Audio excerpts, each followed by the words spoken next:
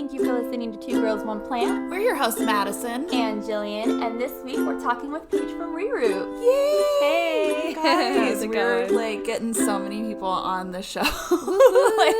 We have exciting. Paige here. ReRoot. Thanks for coming, ReRoot in the house. Yay. Representing ReRoot as a whole in one person. Yeah. It was kind of like that in the beginning, no? Like you were really just like... It was just me. Yeah, it's been your baby from the get-go. Yeah. From the get-go, but it's sort of, it's while it still is my baby and I do, I am the leader of the pack, it also still feels very much like a more than one, like a family kind of thing. We have a big family now. It does feel like it could be a little bigger than you, like it's it stands so much for bigger than me. bigger than that. Yeah, we'll go into that. But yeah, let's start with you because it's Women's Month and today's actually International Women's Day. Let's celebrate that. Yes. Shout out to all the ladies out there. Yeah, so tell us about you and your background. How did you get into plants? Oh man, I feel like everybody's background story with plants goes like way back, right? Mm-hmm. Like we're all like, we had plants as kids. Yeah. And while that did happen for me, there was also like this monumental kind of shift in my life where plants really kind of became like very poignant and very like all-encompassing. I was working a job and it was just one of those kinds of jobs where you hate yourself and you begin to like work so hard that you just don't recognize yourself and you become so disattached that you're just like, where am I? Who am I? And I just kind of, just like what you hear a lot happens is you just kind of quit and you just have to follow that gut feeling. Your heart is telling you to quit. And so I quit and my husband Coburn, he's from Arkansas and his family owns a cabin out there. And I didn't want to come back to Denver because I was still so like lost.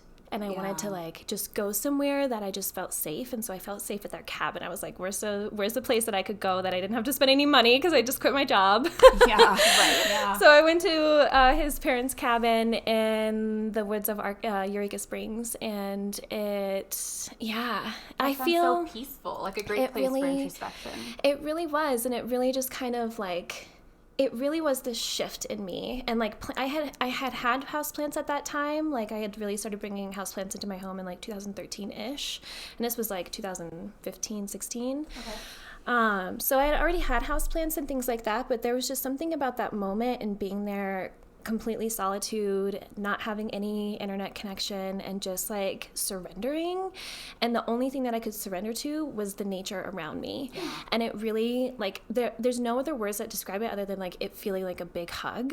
And it just was like, okay, this feels right to me, so let me explore that. And I've never really looked back. Yeah. That's amazing. It takes a lot of bravery to quit your job and start over. It takes a lot of bravery to do a lot of the shit that I've done. Yeah. Sorry, I don't mean to. No, please. Hopefully I can say that. Yeah. Totally. Honestly.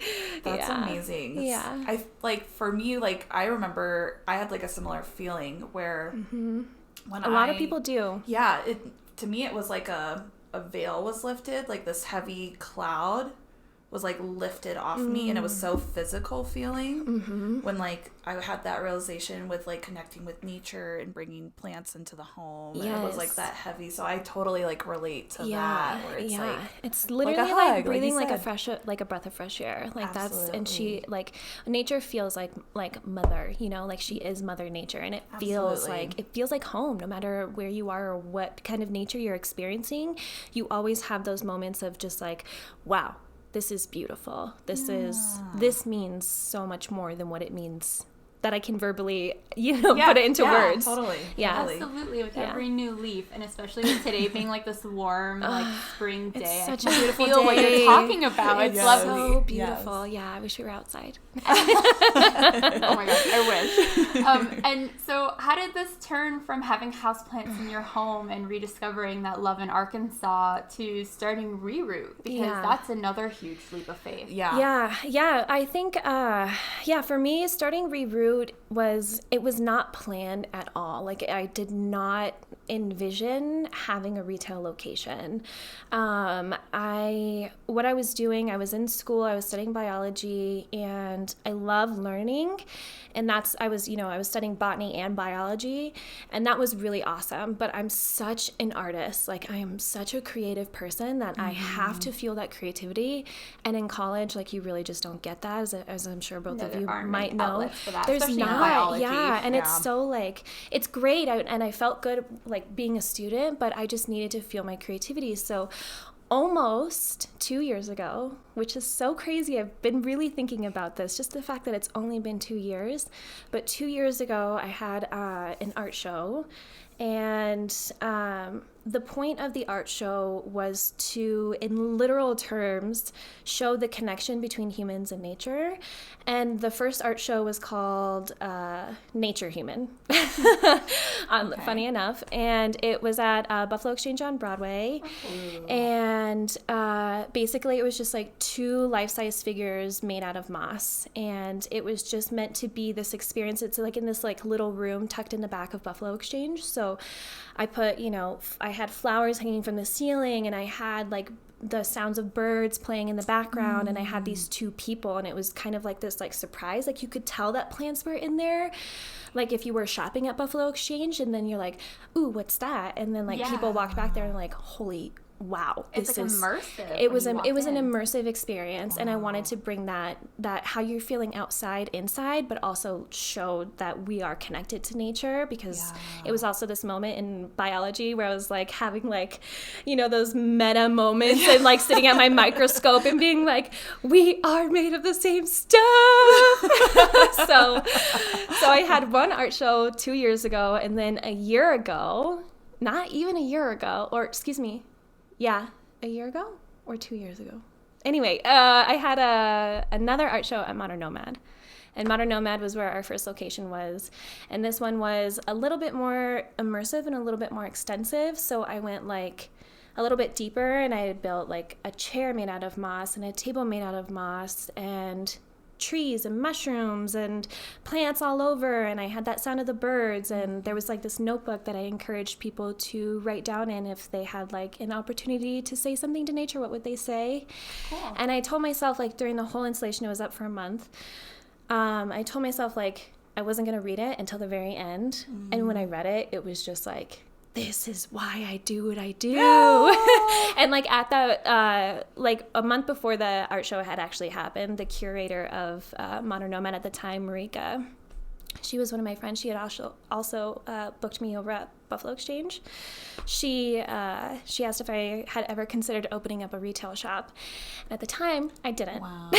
So I had 3 months before ReRoot opened in September 4th of 2018. I had 3 months to open a shop. Whoa, talk about just saying yes to things. Yeah. You were just like, you think I could do retail? I do love what I've done so far. Yeah. Let's give it a shot. Yeah. And it scared the crap. Holy shit, girl, yeah. It scared the crap out of me, because I was like, retail is no joke. I had worked at a plant shop before while I was in college, and I was like, I know what it's like. I know that it's like, it's not easy. It's like, a hustle. It's a hustle, but it's like, it's so much more than that. And me, I'm not ever going to do anything 90%. I'll do everything 150%, always. And I knew, I was like, okay, like, I'm still in school, but here I go into this other world. And so I actually dropped out of college to start ReRoot. And in those 3 months, it was really just, okay, how do I find the money? How do I come up with a name? How do I buy product? How do I fucking do this? Like, how do I even do this? Right. But it just kind of, I don't know. And if you were with ReRoot in the beginning, you really saw our progression in that space and how we went from like this teeny tiny little corner of just selling like the only amount of plants that I could afford at that time to being like, we kind of took over that back corner for a while there, and we kept like expanding and getting better and better. And it was truly just because like I chose not to pay myself in the first year and just invest all of that money back into the business, because I knew that I knew that it had to become what I wanted, what I saw it to be. that's kind of like how ReRoot really has become. It's like it's not just me. It's like it's this thing that has had to happen that I've just been able to kind of help it happen. Yeah, you literally filled this space. Yeah. And now this has so much more significance that every time I walk into Modern Nomad, I'd like look for your moss ReRoot signage, you know, and walk straight to your shop. Yeah. And it's interesting being in our new location too. You know, we made a lot of friends in Modern Nomad, and it was really kind of bittersweet for us to leave there. Yeah. But we do have a lot of like people, unfortunately, that come into our new space who visited us over at Modern Nomad and was like, it's not the same without you. And I'm like, no. Like the plants. It's just really the plants. Like, it's like we're just attracted to nature. Like you're attracted to like a light, you know, like she is just this like powerful, magnetic, magical thing. And I feel it's just so special to like facilitate it. It's life. It's true life. It really is life. Yeah. So that's have you been back to Modern Nomad since you guys left? Not really. No. Just because it's so bittersweet. Well, we a lot of the girls who work there had actually helped me open the space. So a lot of the girls who had worked in like the other shops and like owners too, like Tara, the owner of La Lovely Vintage, her and I've become really super close. Yes. She's like one of my besties now, I feel like, and true soul sister. But yeah, a lot of the people from that space came to help, and that's what I mean when I say that like ReRoot is not just me. It's really just been this collective, communal space, and it's really taken everybody. Like I could not have done the second location without the team and the amount of people that helped us get here. It's a community effort. It really is. Yeah. And so before we kind of dig deeper into that community, there are a few questions we like to ask everybody that come on the podcast. Yeah. So, how many plants do you have, Paige?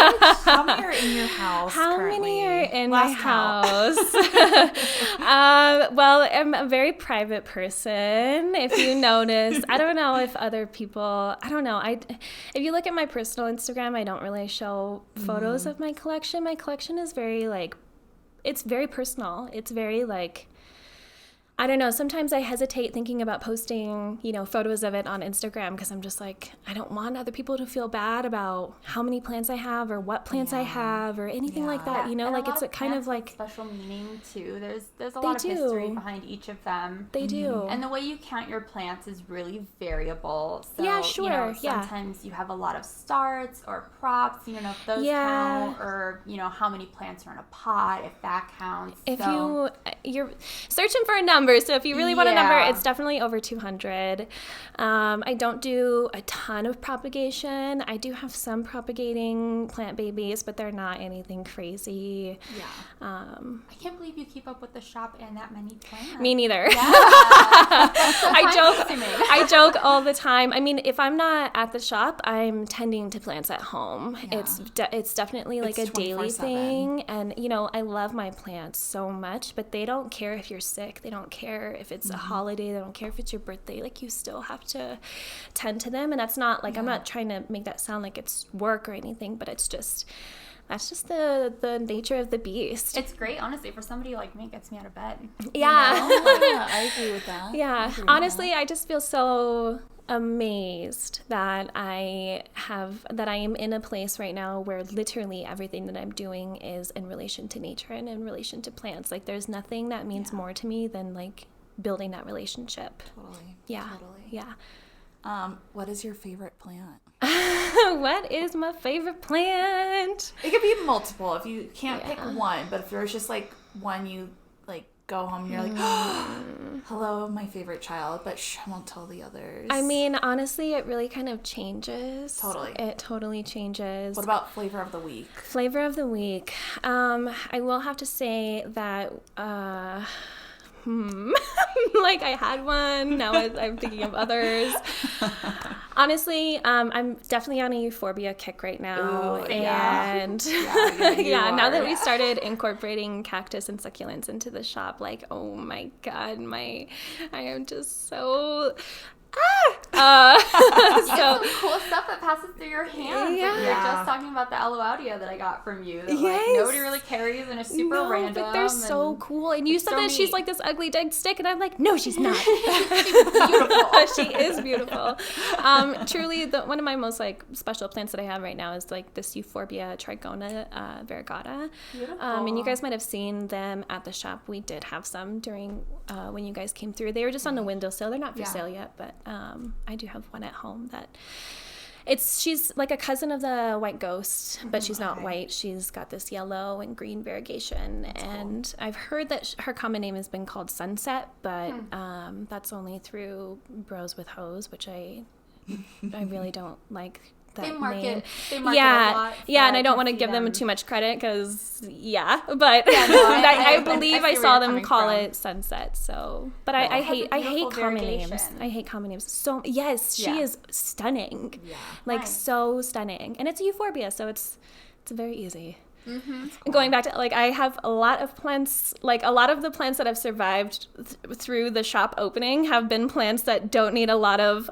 Yeah. Like I'm a Hoya Ho, like Sansevieria Queen, like all of these. Like I love very like forgiving plants. Yeah. I recently just lost a Peperomia rugosa, and I was so sad. Oh, dang. That's a bummer. Yeah. I cannot keep a peperomias. Yeah, we were just talking about that. I love peperomias. I have a lot of peperomias, but my rugosa, I was like, shoot. Oh, that's sad.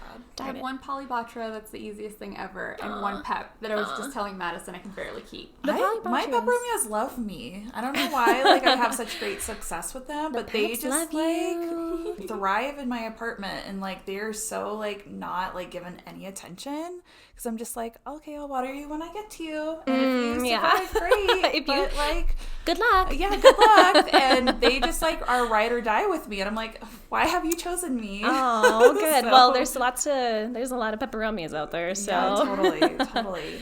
Sweet. And then other little question, and this is very subjective, so answer it however. First thing that really comes to your head about it, but what is the most rare plant to you that you own? And this again is very subjective, whether it's rare in nature or rare commercially, whatever your perspective is on that. But really, even really like rare to you. So it was on your wish list for a long time, and it might be common somewhere else, but it was difficult for you to get your hands on. So it's really whatever kind of was on your wish list for a long time that you were able to mark off. It doesn't need to be. Yeah. The whole rare plant thing is truly subjective. Yes. I have a very hate relationship with the term rare when it comes to plants, especially as a shop owner. Yeah. But if there was one plant that has taken me quite a long time to get my hands on that I have just totally fallen for, it's got to be Dischidia, the plant species. They and it's a question of if it's pronounced Dischidia or Dischidia, but I'm choosing to go with Dischidia for this podcast. But the Dischidia imbricata, she's like kind of like stacked. She look like little bubbles. Are they little it's an ant plant, right? With their little cousins for them? No, it's not the ant plant. Okay.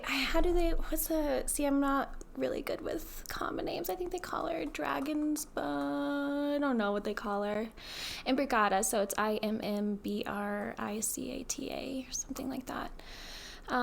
But she's really cute. She looks like little bubbles. Cute. And it's like this vine. It's like this vine of just like green bubbles. Yes. Did I spell that right? I don't know if I spelled that right. Okay, cool. Yeah. Okay, we're looking at pictures at it. Yeah. Yeah, I've seen this one before. She's cool. super cool. It's a super cool plant species. They're very hard to come by, even just in the wholesale plant trade. But Dischidias aren't that popular, unfortunately. They're not, but I mean, I kind of love that they're not. Like, I like that. But I found this one for $8, which God. If you find these, if you're trying to buy one online, like I know Tennessee Tropicals just tried to sell one for like $85, and I was like, yeah, you better be. You're over there. All right. But yeah, I love that I found it for $8, and I love how cute she is. So awesome. yeah. Do you have it like on a board or like? No. So this one is not a shingling type of Dischidia, but perhaps maybe she can, but no, she's in a little teeny tiny pot, and she's just so cute. Nice. That's awesome. Yeah. I love that. I love her. So let's talk more about the shop. Yeah. So ReRoot, where does that name come from? I ReRoot. love that name. Yeah. I love what I think of when I hear the name ReRoot. What do you think of? Just total curiosity. Do you want me to be very honest with you? I want you to be very, very honest. Don't say the Barbie doll heads. No. Oh, okay. No. I thought of, when I first heard the name and when I discovered your shop, I thought of, there's this old, it's more like tribal, indigenous people. When they have their feet to the ground, they're re-rooting their feet back into the earth. Is that a real thing? Like that's what they believe in, and that's why you see God. a lot of people who are barefoot who are indigenous people. And and that's the term that they actually use is ReRoot? Or just ReRoot, or that's just what came to my mind. Okay. But just kind of re-rooting almost to the earth. Yes. So that's what I honestly thought of, was Yeah. like your feet to the earth re-rooting. Yes. And that's like that visual I had. And I was like, I don't know if that's what she was thinking of, but just like the like kind of almost starting over with nature, or that's where I really kind of went with. Yes. Yeah. So just going back to just how like ReRoot has always been like a collective thing. It was me, my mentor, and 2 other friends. We were having happy hour, and I was like, guys, you guys need to come. We need to meet because I guess I'm opening up a plant shop and I need to think of a name. And and I was like, I need your guys' help so much. Okay. So then, so we met for happy hour, and we were just kind of like throwing names out there, and I was like, I love roots. Like sometimes the roots of a plant fascinate me more than the foliage.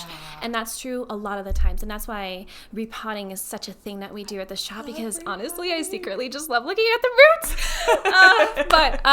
So I was like, I know that I want to have a root in there, and so we were just kind of we were just going through the list, and we found ReRoot, and did a quick search. I was like, it's nowhere to be found other than apparently like it's how they thread the hair through Barbie doll heads. That's called ReRoot too, which is really strange. Oh, that's why I was like, Barbie doll heads. So like that's what it's called, like when they put the hair into the dolls.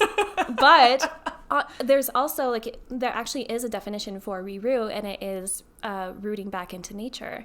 And I was like, that's exactly, because that's what it felt like for me. It was like I had plants in my house, but it was sort of like this, just like, no, like I'm putting myself, I want to immerse myself back into nature. Like let's bring her into our homes.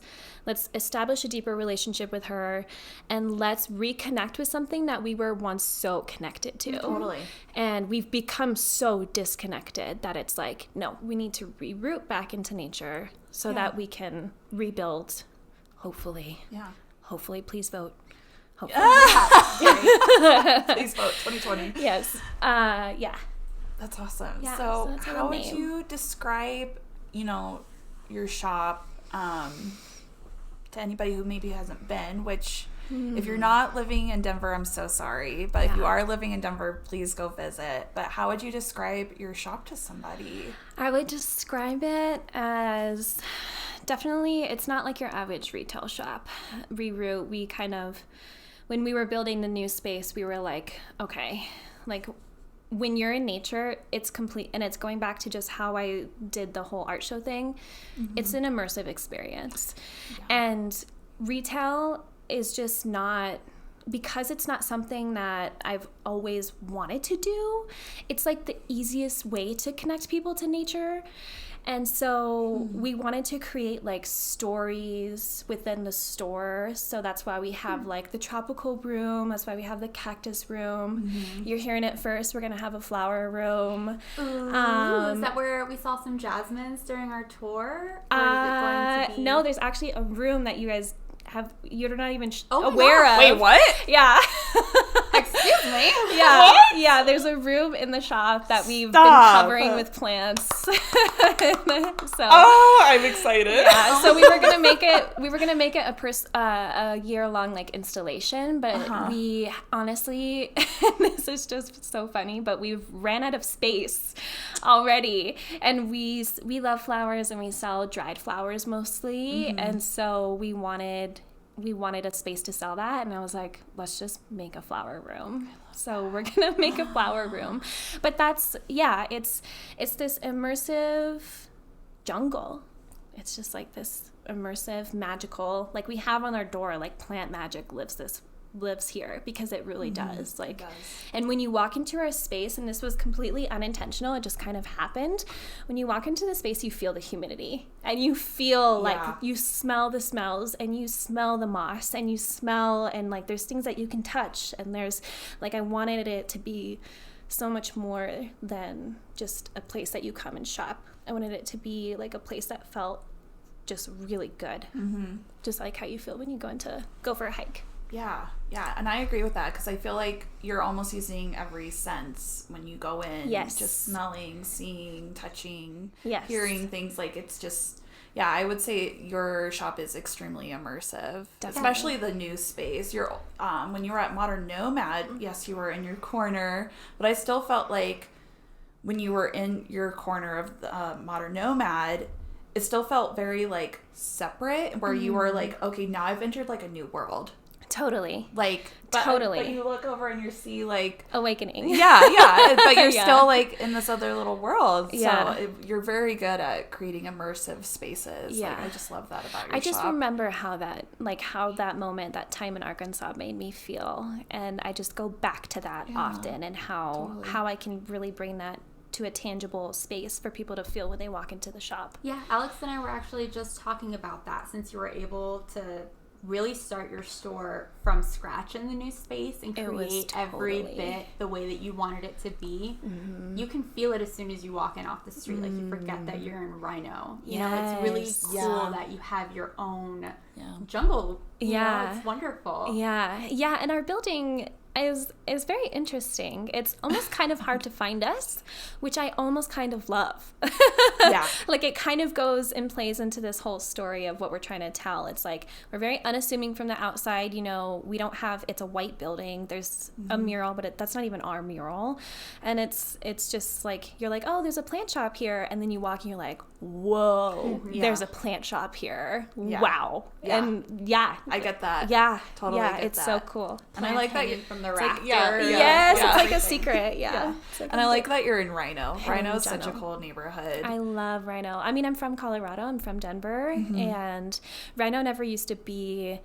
It never used to be like a safe space. Like, it was never a place that you went to, unless if you had an artist friend, or maybe you had like some random tattoo appointment or something. But Rhino's very up and coming, but I love that it has both. So we have like a really wide demographic of customers, and there's both of like the very cultured low income families. They're like 2 blocks away from our new location, but then we also have the crazy brand new high-rise people who live in Rhino, and it's really really, really awesome to be able to cater to both of those. And that's why we try to keep like I don't know. We try to keep our plant prices so low, like as low as we can, just so plants are always accessible for everybody. And that's why we do a lot of discounts, and why we do a lot of like, we have our punch cards and things like that, because we want people to feel like, I understand that plants are a luxury that not everybody can afford, but I'm hoping that maybe people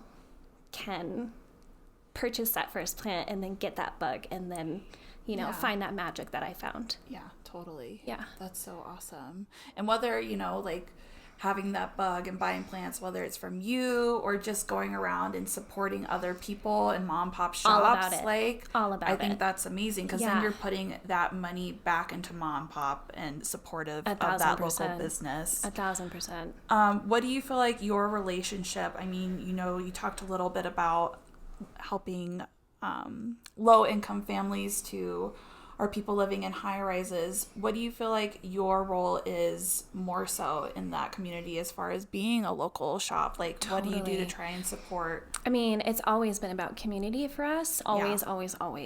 Like, we were the first plant shop in Rhino, and we were also the first plant shop, and I think person to host a plant swap. I'm pretty sure we were. And it's not about being the first, but it was just about like, we always have wanted community. We've always kept our class prices super low. We've always kept our plant swaps free. We've always kept so many of these community oriented things and you know, just in community focused events, like as accessible as possible. And what's really, I mean, we spoke about it even before the podcast turned on, but it was like the community has grown. And we are very lucky to live in a place where the community is so almost saturated. And me as a business owner, you know, a business owner could take one perspective and see it all as competition and try to, you know, not to try to like, you know, be afraid that there's so many other plant shops, but I'm not afraid. Like, if you want to come here and you want to open up a plant shop, do it, because you're going to bring plants to more people. Good for you. That's amazing. And the best part about all of these plant shops is that almost every single one is different, and we all really have something to offer. And you're gonna have your favorite shops, you're gonna have your favorite places, but you're still, you know, it's all about the nature. Like, that's really what it's about. It's about just about the plants, man. Yeah, that's exactly what I was going to say. Like, there's so many shops, but every single one is unique. And I really harp on that in the group that I run for Colorado Plant Pals. We always try to do nursery tours, and we hit different shops on all the tours. Totally. They're all different. Some of them are bigger and offer more common house plants. Some of them are more boutique style, and you're going to get, you know, a person there to walk you through the process. Like, you actually helped one of my coworkers who I got into plants, sorry, but not really. Oh, the one with glasses with the red hair. Oh, she's so cute. Kat. That was her first plant, wasn't it? Yeah, she has a couple of plants at home. She got a peace lily from her grandmother's funeral, and that was one of her first ones. And now since hanging out with me, she can't stop. And I'm really sorry to her girlfriend Haley. It wasn't my fault. Not sorry. It could be worse.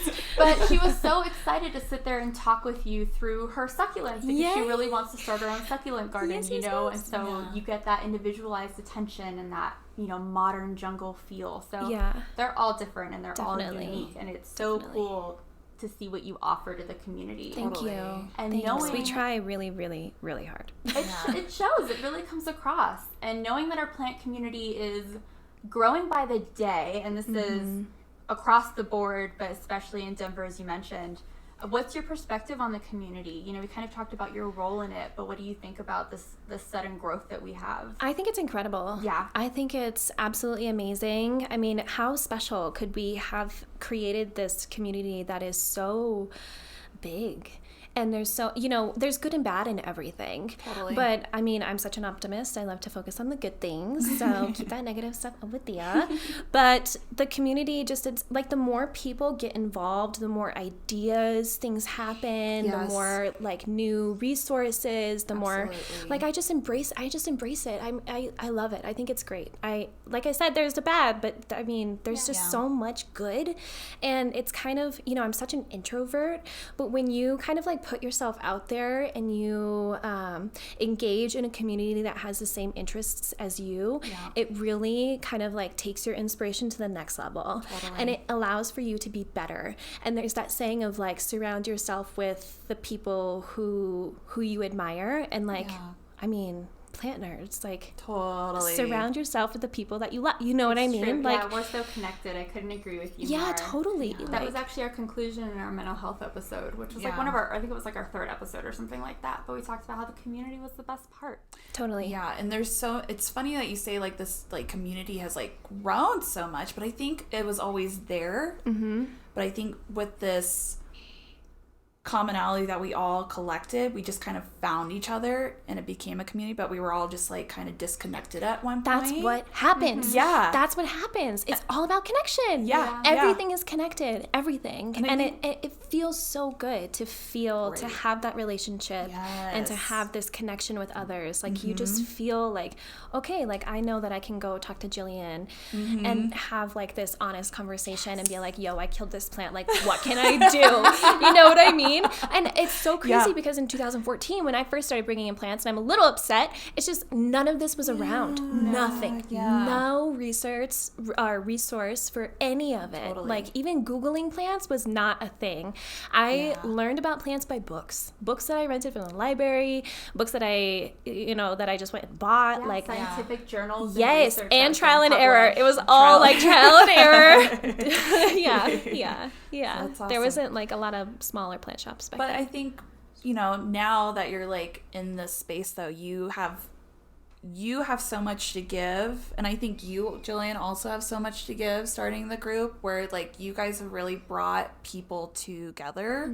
And that's another reason why we did want to start this podcast. Like, being women in this community, our voices are often silent, right? And it's silenced by others, and I think we wanted to make such an impact and help people learn about nature, about caring for houseplants, exploring other subcultures within that culture is really important, and giving people that voice and that platform, because when you are educated, you know, the economy is better, you know, children are growing and flourishing. Like, there's just so many benefits to having community and education within that community. Totally. And I think that's what's so special about our community, is that a lot of it is, yes, like enthusiasts and hobbyists, but it's also like we're still learning about how to care for these like every day beautiful plant babies. I mean, that's right? one of the like coolest parts that a lot of my close friends and I talk about, who are, I'm honestly like, so many of my close friends now are just like all plant nerds, but like we just like, we're young. Like, we are so young, honestly. And I know that everything's, you know, cyclical, and that things come in cycles, and that houseplants were around, you know, in the 70s or whatever. But I cannot wait for all of us to just be like these, you know, 50, 60-year-old people, and have these collections, have these plants that we started when we were 20s, like in our 20s, and just be like, I grew this from this little teeny tiny baby. I swapped this with my friend Chris. I swapped with this person. Like, these plants have stories, and it's, that's just another beautiful part of community. I was thinking about that the other day. I was like, oh my gosh, I'm going to have all of you when I'm like 50, 60, Totally. 70, and you all are going to be so big. Like the ones that hang in there. Absolutely. It's gonna be so incredible. And just the fact that like women, like we're like, there's 3 strong women in this room right now, and I do even remember in 2014 when I was getting into houseplants and starting to go visit all of the local plant shops, they were owned by men. Like the Herbery, Plant Garage, Wildflowers, like these are all male owned, and now a lot of these new shops, quite the opposite. And they're young. Like, we're young people starting these adventures, and we're just like on a mission. Like, women, now is our time, and we're standing up, and we're not taking crap, and I am here for it. Honestly, this is a great time to move a little out of order and ask you, like, what's one of your biggest accomplishments or successes in starting your shop, or, you know, even in just through your plant journey, because you do have the voice, and we want to be able to celebrate what you've done. And you are young. You started this incredible shop that, as we've said, is bigger than yourself. I think that's the success. That's it. Is that it is bigger than I'm gonna get emotional. But that it truly has become bigger than just me. And there's no greater gift than like seeing people walk into the shop and like get that like little spark, and like see like their connection, like your friend who like, she bought our first plant from us, and we see that on the daily, and like you can just tell like when people pick up that plant that is like the most perfect plant, and they just, it's like it's just magic. It's just magic. And that's like the greatest success. It's not the physical shop itself, but it's what the shop does. It's the things that I can't put into words. It's the reason why there's tears in my eyes right now. You know, that's the success. And like the like being able to hire people and be a leader for these people, and to like have them teach me, and just, I don't know.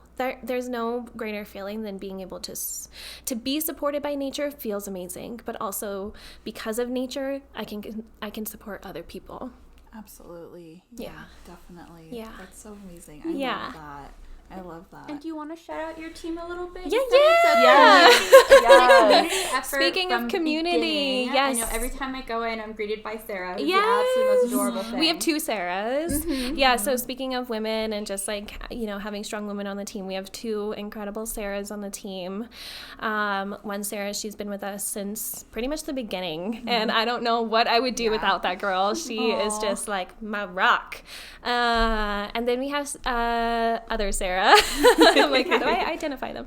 And she's amazing, and she actually has more of like an herbal plant medicine background, and so she's taught one plant medicine class. I was gonna say, I think I've seen her do a class on it. Yeah, she did a class on it. She's but we're trying to get her on the schedule more often, and we actually have 2 other people. One that we just hired.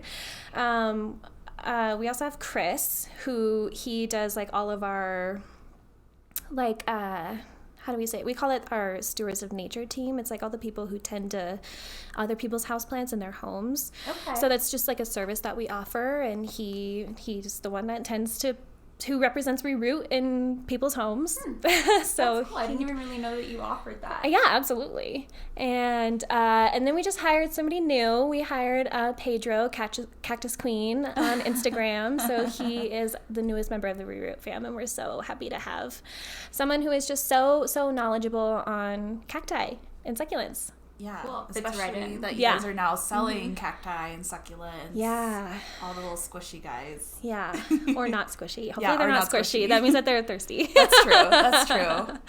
Soft. Yeah. Soft. Buoyant.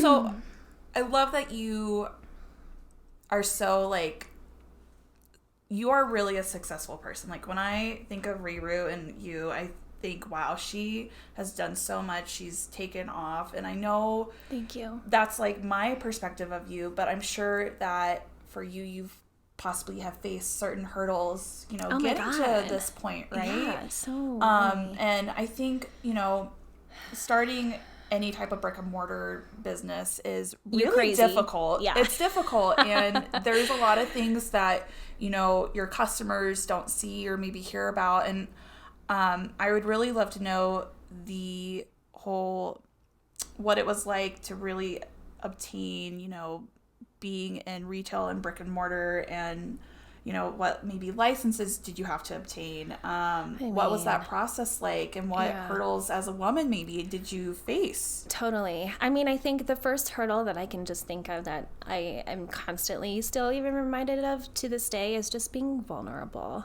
Like being vulnerable was really hard for me. And like my close friends and, you know, my husband, he can even say that like I'm just like a stone, and I just, you know, I keep to myself, and I don't really share a lot of things. So when you create a store, you're essentially like showing the world, hi, this is me, this is all of me, welcome. Whether you fail or succeed, it's on you. Totally. Yeah. And that, like, that vulnerability is really fucking hard to start, but also to maintain as well, because I'm constantly putting out there, like, who I am in every aspect of the shop. And it's almost always, like, a roll of the dice, because you have no idea if you create a shop. Like, when we first created shower bundles, we had no idea that we just started creating them because eucalyptus is healing as fuck. And we were like, this is amazing. And nature is so cool. Let's have it in our bathroom too. And now they're just like this. We sell out like even before the weekend. Like we make them on Tuesdays and then they're sold out by Thursday. It's crazy. And it's a roll of the dice. It's like you have no idea doing it. So just like the vulnerability is probably has been the hardest thing for me. Also just like, I don't know, making decisions. Like I hate the word boss. I don't want to be a boss. I want to be a leader. And when you start to bring more people onto your team, you have to really, really figure out how to talk to them and how to create a safe space, and how to also like be able to like, you know, delegate and make sure that things are getting done the way that, you know, I want them to be done, but also like leaving room for them to show me like, hey Paige, like, let's do it this way. And I'm like, oh, dope. Like, yeah. Like, anything that they want to do, I'm all for it. Or if they're like, let's try it this way, I'm like, okay, let's do it. Let's try it. Let's see if it works. So that's really cool too, to offer. But in terms of like just the owning a plant shop, like, damn. Like, that could be like a whole other episode for real. There's just this, you know, and I don't know if this is true everywhere, but nobody holds your hand. Nobody holds your hand. You literally just have to figure it out. And like, you know, paying your taxes, like it's like, that's a whole other thing too. Like, it's just like the city, like, it's so hard to be a small business. And that's why it's almost like we have to fight for us to be here. And that's why you're constantly hearing other small businesses support small business, because it's so hard for us. Like, it just is so hard to just be on a smaller scale. It's like, it's hard for us to get product. It's hard for us to get plants. It's hard for us to, just be. And so that's why we're constantly like, support local, please, like help us stay here, because hopefully the business is a good business that you want to support. Yeah, absolutely. Yeah. Did I fully answer your question? Yeah. Okay. Yeah. So I know during that time for you when you were starting, and even to this day, and maybe always, who is somebody that you really looked up to and inspired you? Maybe a woman? Let's be more specific. Yeah. Is there anybody who's been very inspiring to you? And Totally. Just like, if they can do it, I can fucking do it too. I mean, fuck yeah. Like, definitely. So I mentioned before that I used to work at a plant shop. So I used to work at Wildflowers. And if nobody knows Wildflowers, it's this cute little... he has 2 locations now, and I highly suggest going to the one in Stapleton. Okay. But is it like long stem cut flowers, or like he actually doesn't sell flowers at all. Okay. And that's kind of like, and even how how I even started working there is I just walked in and I met the owner, and he was like, do you want to work here? And I was like, sure. I wasn't looking for a job. I don't have a job. I love plants. Let's do this. Yeah. And the owner of Wildflowers, and I think he's in the middle of a little bit of a rebrand right now with his Stapleton location. I think it's called Datura now. But he is just a gem. He is a true Denver native. When he was 16 years old, he worked at City Floral. He has been in the plant game for years. Yeah. And he is, he's had a lot. He's gone through a lot. He's a gay man, and just his struggles of being, just being him has been very hard, and also like humbling to just watch him go through the amount of stuff that he's gone through in the time that I've known him. Oh my God, so much. He is so strong. Like, Jonah, if you ever listen to this, man, I love you. Aww. But he's my mentor. So like he's kind of helped me and showed me, like, this is how you pay your taxes, and this is how you can find certain vendors, and like things like that. So he has definitely like helped me through the ReRoot game. And honestly, if you go to ReRoot and then you go to Datura, Wildflowers, and Stapleton, you will see similarities. Like, you will just see similarities. Like, he taught me how to merchandise. Like, I had never worked retail before I worked there. So he taught me how to like design things in the shop, and like there's a lot of like, he's just magical. He's just as magical as and he's into tarot. He's spiritual. I'm super spiritual, so we really connected, and he's just a guiding light in my life. That's amazing. I'll have to go visit the shop. Please do. I actually hadn't heard of it. Now Please do. check it Definitely out. go to the Stapleton one. Okay. Yeah.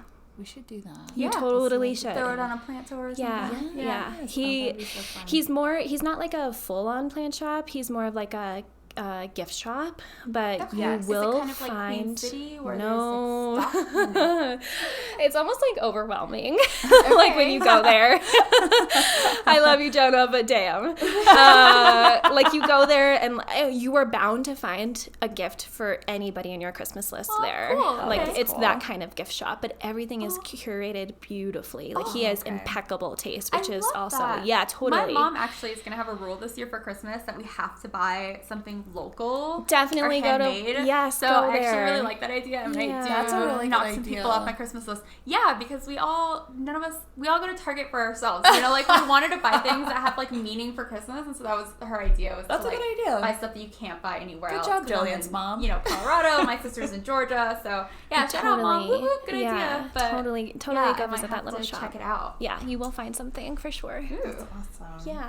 Let's see, what else? Ooh, I want to really ask about so we mentioned a little bit before we started recording, the whole wholesale process. Yeah.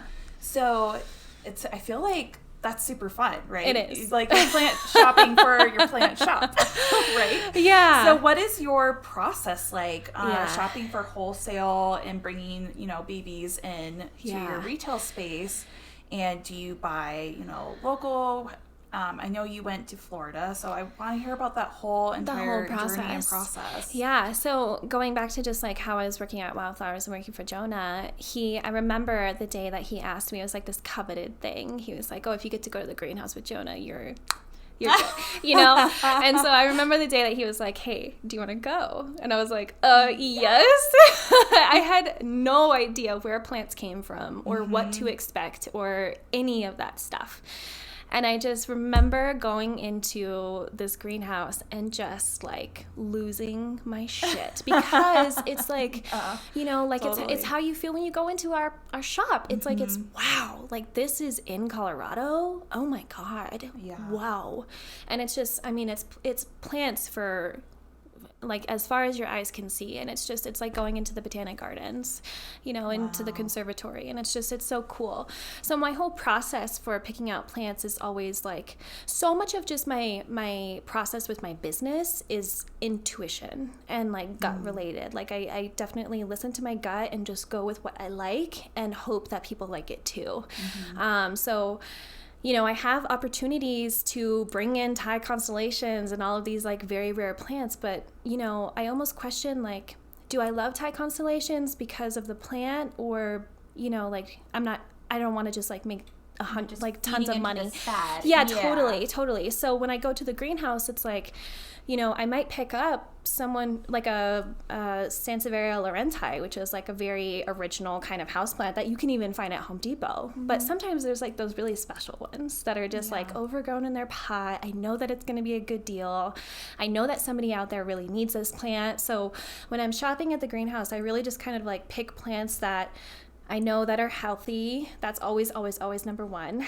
And sometimes it gets lost in the mix. Obviously, we make mistakes here and there, but we always try to pick super healthy, super good plants for the pot that they're in, like the deal. Like it's a good plant for the deal. You know what I mean? Like I know what these plants cost, so like there's good value. It has good value. Thank you. Yes. Yeah. So making sure that they're healthy, has good value, and also just that it's like maybe it's interesting. Like maybe it's like a philodendron, but maybe it's like a really special philodendron. Like there's just like certain plants that are just like, I don't know, they just kind of like speak to you. It's kind of like when you go into the shops, it's exactly how you guys shop for plants in plant shops. It's like you walk around and you're like, this one's special, you're coming home with me. It's exactly like that.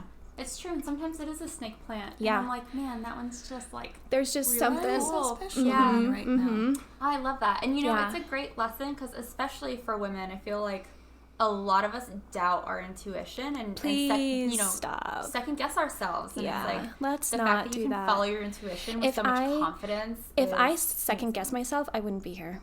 I wouldn't be here. Like, I would not have grown anything away from this podcast. Like, that's the lesson I want them to take away from you. Definitely. Do not second guess yourself. And also, do not let the opinions of others stop you from doing what you know is right. Yeah. That was a huge lesson that I learned in my first year of business was, you can let what people think or say about you get in your way, or you can just stomp on them and leave them in the back, looking at your behind, walking away. You know what I mean? See you later. Yeah, but for real. Yeah. Absolutely. Yeah. Absolutely. Yeah. And then, so you went to Florida. Oh, yes. So, I went to Florida. Like a couple weeks before you reopened, right? Yes. It was like 2 weeks? Yes. I saw it on your story and I was like, post more. I want to see more. See, again, it's going on. I'm such a private person, too. I'm like, I know. I was like so excited by those stories. I was like, where is she at right now? Yeah. Florida? What? Okay. Yeah, we can talk about this for a little bit. So I went to Florida, business in mind. Basically, if anybody doesn't know, that's where all of our tropical plants come from. Yep. Tropical plants get grown in Florida and they get shipped all around the United States. So, I went there to just really I went there for the Tropical Plant International Expo, which is a TPIE. It happens every single year. Awesome. I had never been before. I had never even heard of it. I had no idea what to expect. Unfortunately, it ended up being an event that I didn't have a ton of success with. And here's why. When at the Tropical Plant International Expo, it's Costa Farms is there. big vendors are there. And here I am, I'm this young, tattooed, and it's Florida. I'm wearing, like, you know, everybody there is very, I just want to say, like, they're old.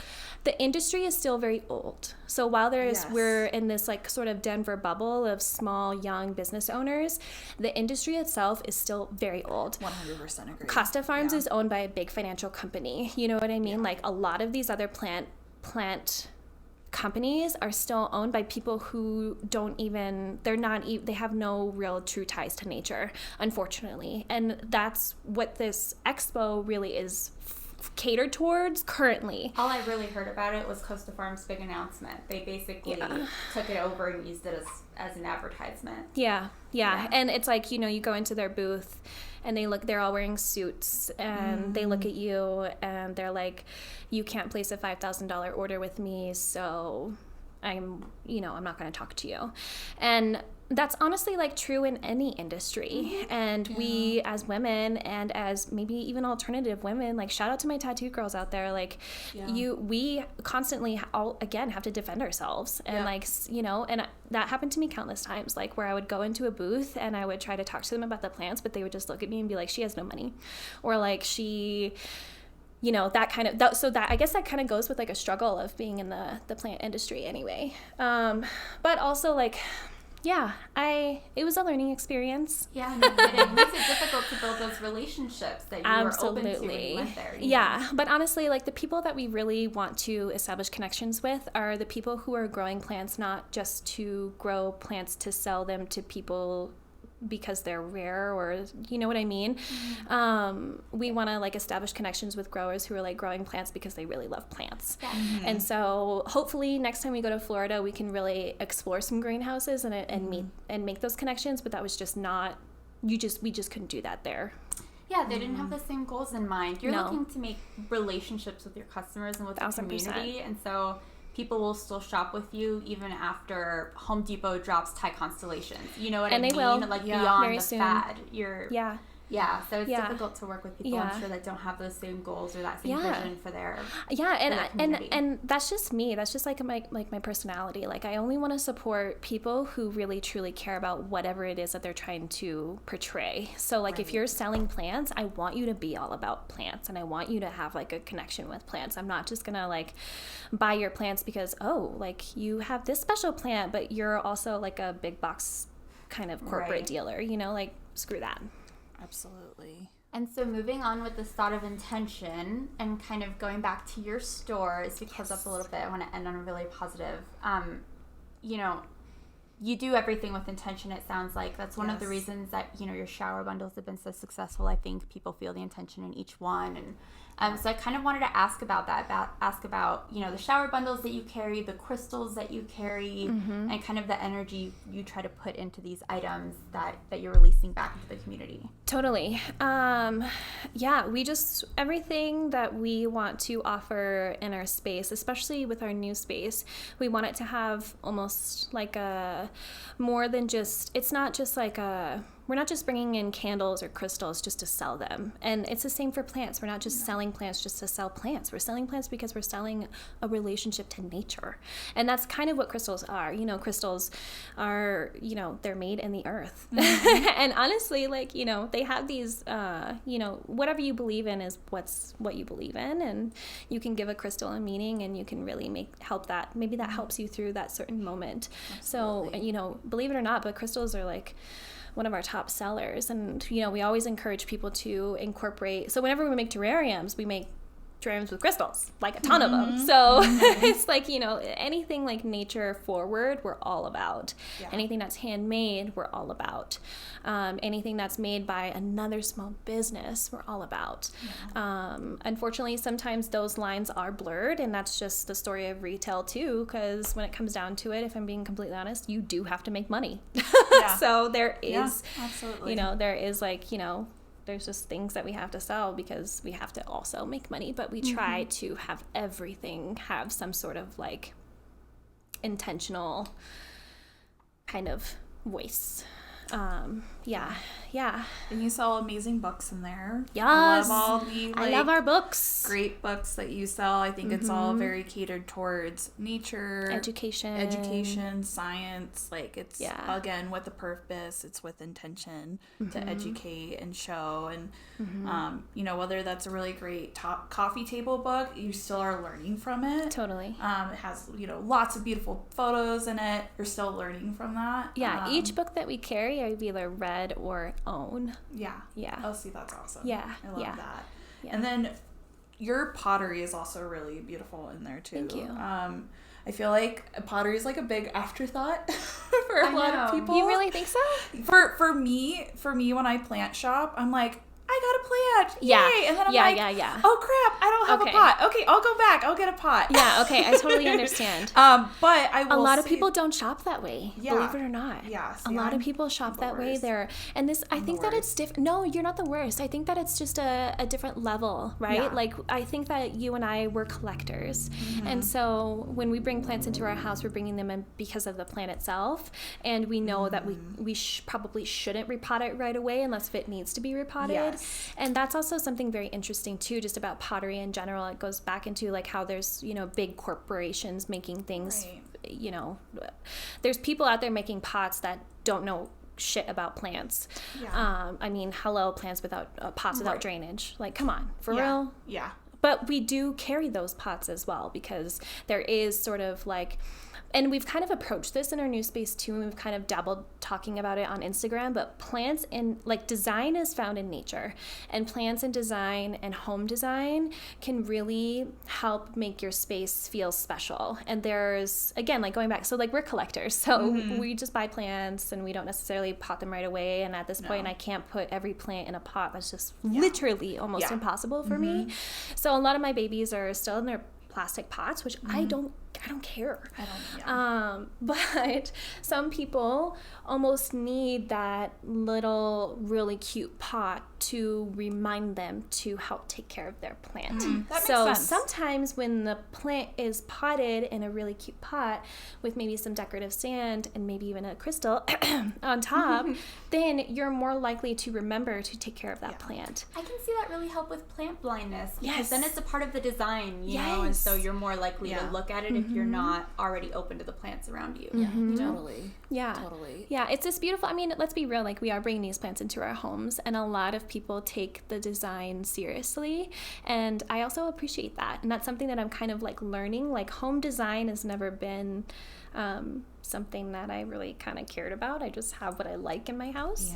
But when things are kind of like intentionally placed, it means a little bit more. Yeah. That makes sense. Yeah. Yeah. I don't know. I'm trying to be better though about buying pots. Because I like right before winter. What do you mean be better about buying pots? Well, I just like. You don't want to just buy a pot on the spot because it's cute or something? Well, no, not necessarily. Like, great example, before winter, I repotted like 40 plants all into pots, and I was like, I never want to do that all at the same time again. It was so.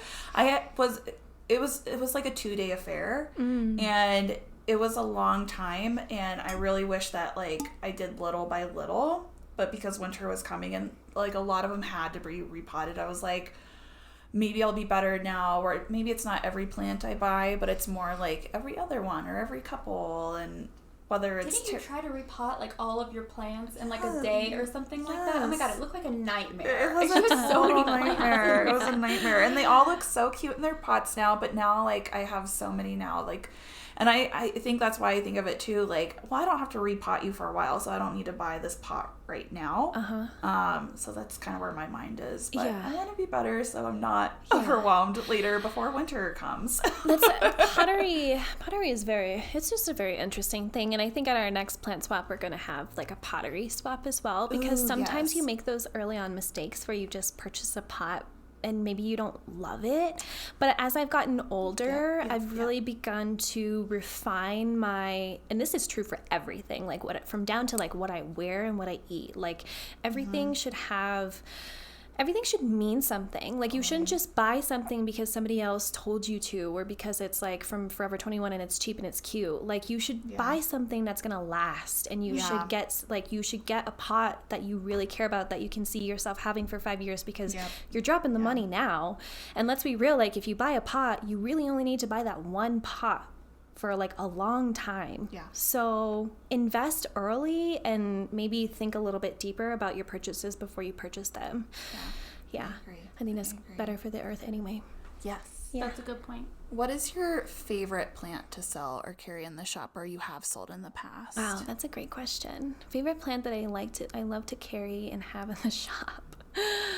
Oh my God. Favorite plant that I love to have and carry. I mean, it's just gotta be the ZZs. Shout out to the ZZs and the Sansevierias.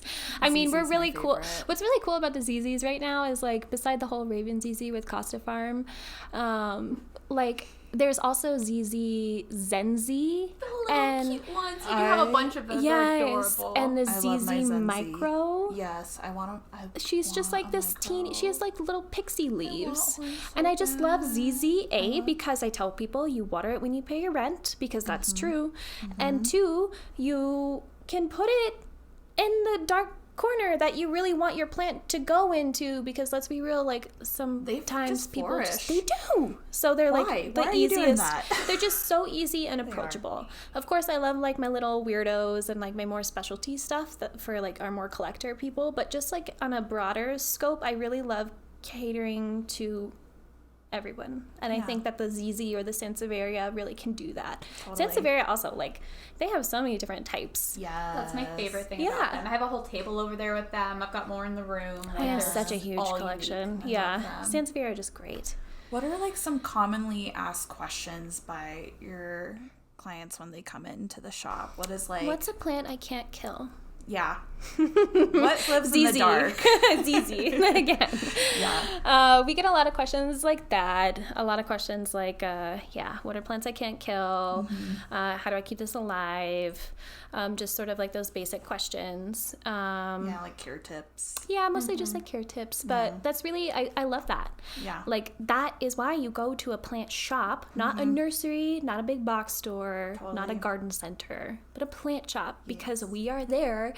And hopefully, you know, this is true for other plant shops. Like, we are there to help you along the way and give you the right information. And we, ReRoot, our team, we are really trying our hardest to really set people up for success and really educate and give like the full like breakdown in those like 20 minutes that they're in the shop. Like, this is how you water. This is what light means. If your plant is in high light, you water it more. If it's in low light, you water it less. Like, really just breaking down that education. And that's also why we have our full brand new potting station with all the different substrates, because we repot so much. And we repot, if you buy a plant in a pot from us, we repot for free.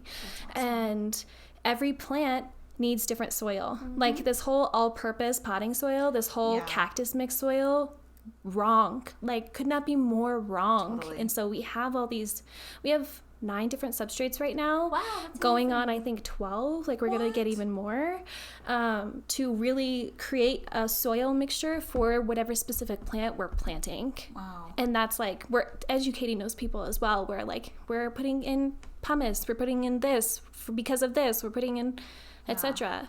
The medium is as unique as the plant, you know, and the environments they're from. So it's so cool that you take that into account. Absolutely. I mean, you have to. Right. And we hear so often people are like, I killed my plant when I repotted it. And I'm like, well, where'd you put it in? And also, just repotting's, I mean, it's like when we move houses. It's so stressful for the plant. So you want to make sure that you're doing it the correct way. Yeah. And I love your station. Like, is it open now? It's open, but there's no like signage, and really I have to be there to like help along the way. Oh my God. We only got our keys 2 weeks before we opened, And we had no idea when we were getting our keys to our new space, so it was really this waiting game in January. Wow, you put that together in 2 weeks. I mean, she has like a shower and everything in there. It's really stunning, but I can't believe that was a 2-week project. Anybody who knows me knows that that's how I work. Like, I work very pressure, very fast, and I get that shit done. But also, with that being said, like, there's still a lot of things that we're working out. So you can totally come in and like purchase just a bag of pumice or purchase just a bag of whatever substrate you need. But it's, you know, Sarah might have to call me, or I have to be there. Like, I've been there every single day since we've been open. I haven't had a day off yet. So it's still a process. It's still a process. Yeah. But yeah, 100%. It's totally open, like totally. Yeah.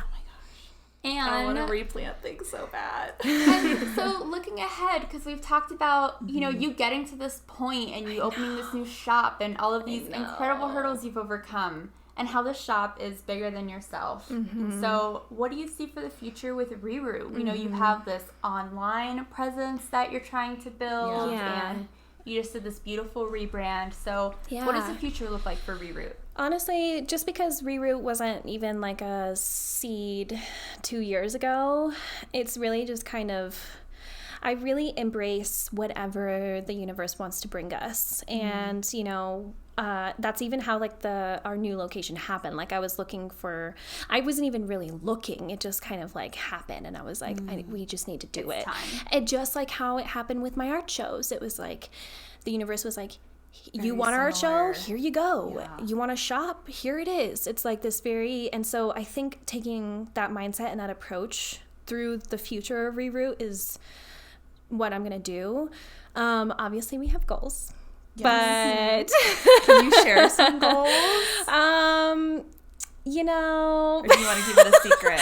No, I'm like, well, because, you know, like, if you like talk about it, is it still going to come true? Well, obviously our space is small. Like, there's no argument there. Our new space is small, so we're definitely going to expand. I'm not going to say in what way or how quite yet, but we are expanding. We know there's one secret room somewhere back there that will have flowers at some point. Yeah, so that's not what kind of magic. It's like out of the box. I don't know if you ever saw that show. Yes. They have like a bunch of boxes, and they walk in, and it's like a huge playhouse. That's me. Like, that's us. What I picture. That's ReRoot. Yes. Yeah. So, we are definitely going to expand. Like I said, though, in what way and how exactly, I won't put out there, but definitely expect that from us. Also, I mean, we want to have our online presence for real, though. I've been saying online shop coming soon for like the past year. That shit just takes, it's like opening up an online shop is like opening up a second location. And I've just had to nurture our current location first. You have a lot going on with that. Yeah, and also like shipping plans scares the crap out of me. Like, it just, these babies are living. Like, I'm not just gonna send a plant just because you want it. You know what I mean? Like, I want to make sure that she's gonna arrive safely and that she's gonna be happy when she gets there. So that's been a whole process, but we definitely have a lot of things coming. There's classes, events. So anybody our classes, coming? Our classes are coming. We definitely have some events. So next plant swap, you'll definitely hear very, very soon. I'm so excited. I love your plant swaps. Thank you. You need to charge, though. I need to go on record. Well, unfortunately we're going to, just because we're going to have to rent a space. That's not unfortunate. You need to, with the amount of people who want to come. Here's how we're going to do it, though. It's going to be a sliding scale. So you will be able to pay whatever you can. Okay. Yeah. So you can pay $10 or you can pay $1. You're just a sweetheart, dude. Everybody else would be like $10 at the door. Well, it's just going back to like making it accessible. Yes, nature is like, come on, for real. It's the same reason I try to do free events with the plant pals. You know, unless I've been going back and forth with this on the repotting party. But unless you have to charge for some reason because of supplies or because of, the venue or something like that. Yeah. It's so nice to make it accessible for the whole community to come out. Yeah. So the next plan stop, we're gonna charge, but I'm also gonna try to make it more of like a event, like a real event. So we're gonna probably have food. Please have food. We're gonna have food. I am a thick bitch. Okay, girl. So am I. I love bucks. Like, come on. But we were so Please. limited in Modern Nomad. We really Yeah. had some boundaries that we had to work with. Totally. So. But no boundaries now. So what's Yes. up, world? I think you should do like a food truck. We're going to definitely try. No, we are going to. Vegan. Yeah, I was just going to say vegan van. Yeah. Please, vegan van. Yeah. That would be amazing. We'll try. Plant-based everything. Gosh, plant-based everything. And then, yeah, I guess our next big event is Hilton Carter. He's we're coming going. May 27th. We're gonna be there. There is a very small amount of tickets, though, so if you really want to come and you really want to meet this guy who is amazing, he's so cool. He's so he's so funny. Like, did you come to the last one? Yes. Yes, he's just like, he knows. I loved when he came. He was just super honest, very straightforward. Here's how my viewpoints about plants. But funny. And funny about it. This really like wanting to be very just simplistic with it. Mm-hmm. Don't overthink things when it comes to having houseplants. Still appreciate, but don't like kill yourself trying to keep this like very difficult, and I say difficult loosely plant. He's just like, don't worry about it. Yeah. Don't stress about it. And I love that he said that, because I feel like I was like starting to stress about it, and I was like, okay, I won't. Thank you. Thanks I for need the to hear reminder. that. Yeah, Thanks, totally. Dad. Hulu? Yeah, I know. Oh, I need to watch that. I I need to watch It that. was a really great episode. I do wish that they had taken more time on him, because it was really surface level. Like, you got to really appreciate his apartment and his collection. Yeah. But the whole episode is cool, because the next girl was I like need to this watch Muslim that. What is it called fencer who's again? like badass. Okay, cool. It's oh my gosh, it was something for Black History Month. Yeah. I feel like it was like Let Them Speak or something like that. It had a title that was like very specific. We'll try and look to it up Black when It History we'll looked Month. very link well it. done. I'll link it down below for sure, along with everything Paige has mentioned. But it was hosted by Craig Robinson, who's hilarious. Yes. Yeah. And Yeah. it was really worth watching. It was really I fun. need to check it out for sure. Yeah. Definitely. Yeah. Yeah. Whoa. That's so many exciting plans. Lots of things. Okay, probably Lots the of most things. important question of them all. How is Cuba? I forgot, yeah.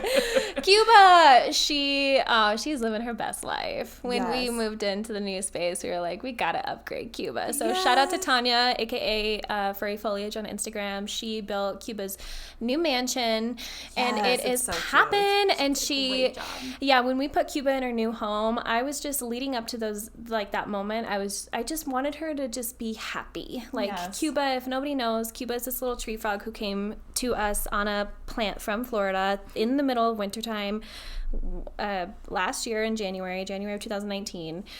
And she's not going to survive in our climate. So we just, kind of set her up, and so she's survived. Thank God. I've grown really attached to Cuba now, so the girl better hang on as long as she can. Leading up to her moving into her new space, I was like, I really hope she loves it. Yeah, and she she does. she's There's this like adapting. there's like this big main wood stick that's in the middle of the terrarium, and there's like this little pocket at the top, and she just snuggles herself in the pocket. You can just see her face, and so it looks like she's just like tucked in bed, and it is the cutest thing. I love that. Yeah. Before we had her in there, people were like, "Where's Cuba? Where's Cuba?" So she's become kind of like, she's definitely the shop mascot for sure. Yeah, one day I'll get a tattoo of Cuba. Oh my gosh, that would be so freaking adorable. Yeah. That's so awesome. Yeah. And for everybody listening, where can they find you? So we know you have this online presence, Instagram, Amazing. Facebook, Yeah. website. Definitely all the Instagram things. We're ReRoot Gardens on most things, and you can just find us growing. Grown in the Rhino community. Yeah, and if you've never been to our new shop, it's on 34th and Larimer, so it was just 4 blocks down from where we used to be. Yes. Expect changes soon too. And what are your hours? 7 days a week. 7 days a week? 11 to 7, and Which I then love. Sundays 11 to 5. Yeah, but being open 7 days a week was kind of it's been hard, honestly, but it's also being open on Mondays. Like I worked in the service industry for 10 years, and I always had Mondays off, and come on. So we're hopefully going to do like a houseplant happy hour on Mondays just for service industry folks. That's great. Ooh, That's fun. Mm-hmm. I love that. Yeah, raise morale a little bit. I used to love doing that in hospitality, going to little happy hours and stuff. Yeah, but it's also like, I get you. Like, I see you. You have the day off. I want to be here for you. So Yeah, absolutely. That's Yay. awesome. Thank you so much for being on Thank this you podcast. so much. You're amazing. I mean, today is, man, let's just celebrate us, and to all the ladies out there listening, like, celebrate you today. Yeah. Heck for yes. Sure. Yeah. For sure. Yeah. And then please go follow us, 2 Girls, 1 Plant podcast. 2 Girls, 1 Plant. And remember, we'll link everything in the show Yes, notes. we're going to link everything. So everything from Wildflowers, the shop, to Cuba the Tree Frog. You Yeah. can find everything in our show notes and keep up with everything. Shout out to Cuba. Yes. She's a woman, too. Thank you all for listening. We really appreciate it. And we will talk to you next week. All right. Woo, go women! Yay.